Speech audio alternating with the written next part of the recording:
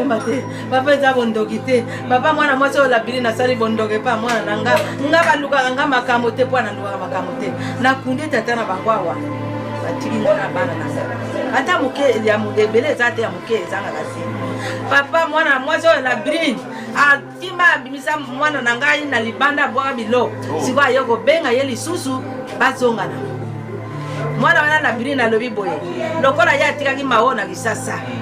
nga nakoko pesa mokana te ayebisi kuna esika bozwa mikana na bino bopesa ye mikana te papa mwana na nga abeti 15 ans na poto bakendaki na bapoto apo azoya kisasa apo azozonga poto jani wana azoyaka te ayaka te papa ayaka te nga poto bana misato sikoyo labiri na kondumba na ye akezwa lisusu mobali mosusu aboti mwana mosusu sikoyo mwana mobali wana azongela mwasi na ye akala asundoli labiri lisusu